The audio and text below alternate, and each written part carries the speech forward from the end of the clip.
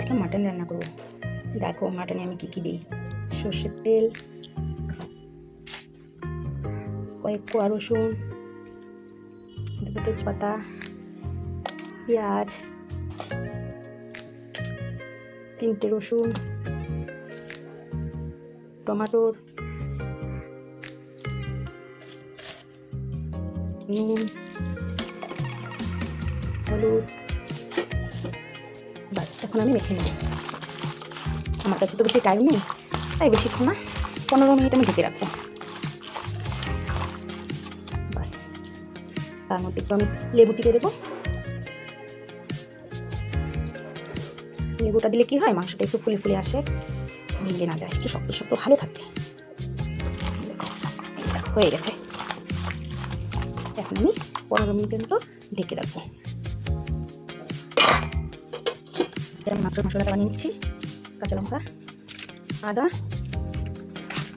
রসুন, পেঁয়াজ, টমেটো, কয়েকটা শুকনো লঙ্কা দিলাম।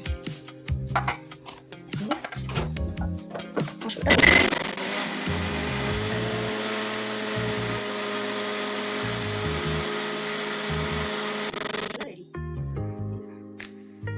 হয়ে গেছে। গ্যাসটা বাড়াচ্ছি, কড়াইটা গরম হয়ে গেছে। এখন কড়াই সরষের তেল দিয়ে দিচ্ছি।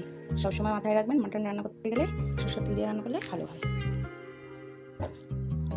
তেলটা একটু গরম হোক। তেল গরম হয়ে গেছে, কেটে রাখা মাংসের আলুগুলো আগে ভেজে নিই।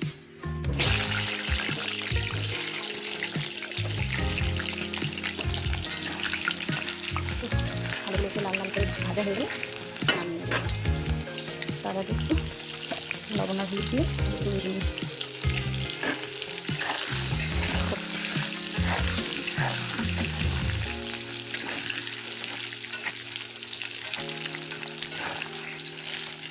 লাল করে ভাজা হয়ে গেলে নামিয়ে নেব।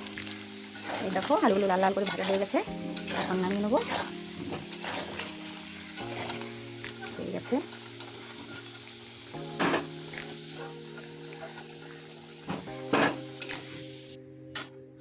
আলু ভাজা তেলে আমি মাংস সম্বারটা দিয়ে দেবো। আর এক্সট্রা করে তেল আমি দেবো না।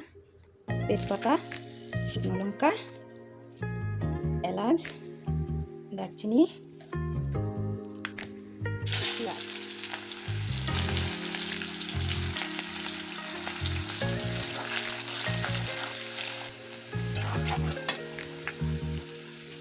সাদা জিরে। দেখো পেঁয়াজটা ভাজা হয়ে গেছে। আমি এটার মধ্যে লবণ দিয়ে দিলাম, হলুদ দিয়ে দিলাম। আমি মশলাটা দিয়ে দেবো।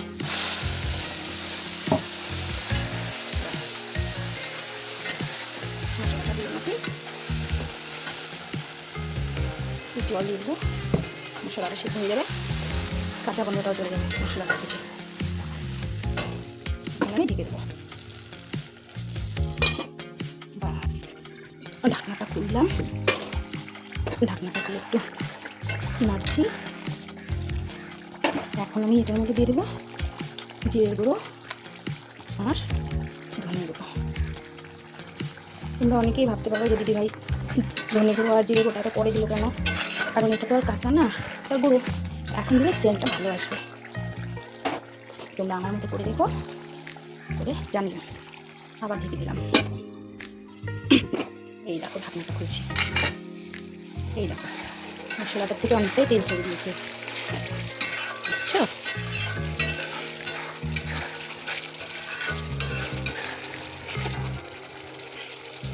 মশলাটা হয়ে গেছে কষানো।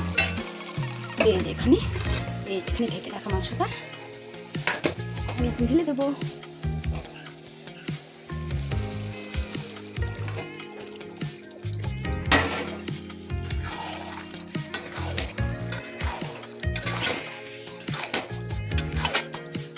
কার কার আমার মাটনের রেসিপিটা দেখে ভালো লাগে, লাইক কমেন্ট শেয়ার করে দিও।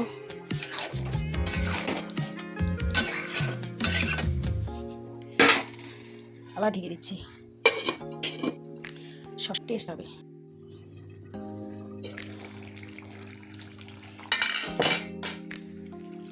ঢাকনাটা খুলে দিয়েছি, দেখো দেখো কালার, মাটনগুলো দেখো ফুলে ফুলে উঠছে। দেখো দেখো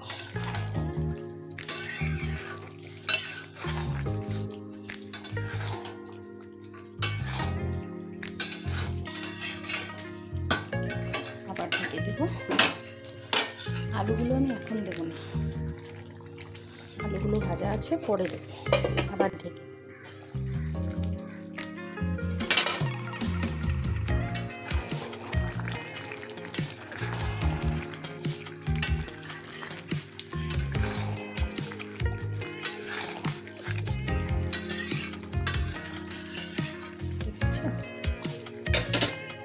আলুটা দিয়েছি তো, বেশি আমি নাড়াচাড়া করবো না, তাহলে আলুটা ভেঙে যেতে পারে।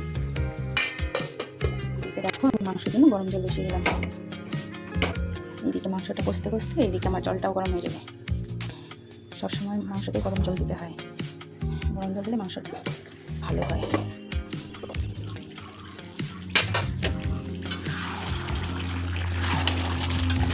দেখতেই পাচ্ছ কষানোটা হয়ে গেছে।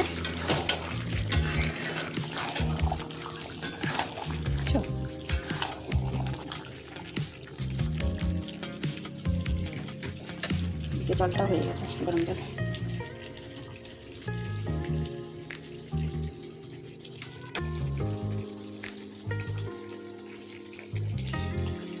দেখছো তেল ছেড়ে দিয়েছে, দেখো মাটনের থেকে তেলটাও ছেড়ে দিয়েছে।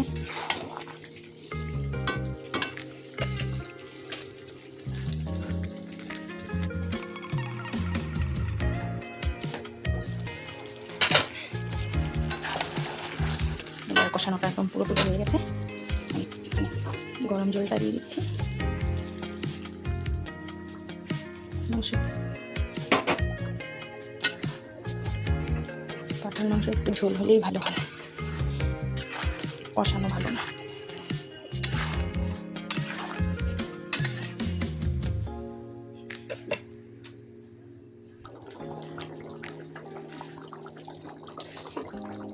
মাংসে বলক এসে গেছে।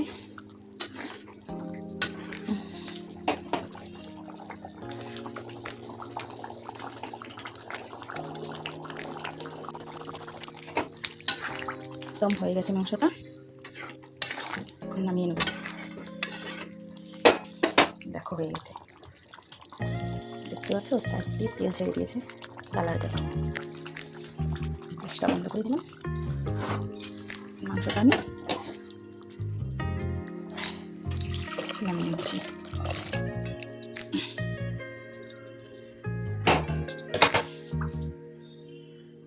কালারটা ভালো লাগে বলো। দেখো মাংসের কালারটা দেখো, দেখো বন্ধুরা দেখো, জাস্ট দেখো কালারটা।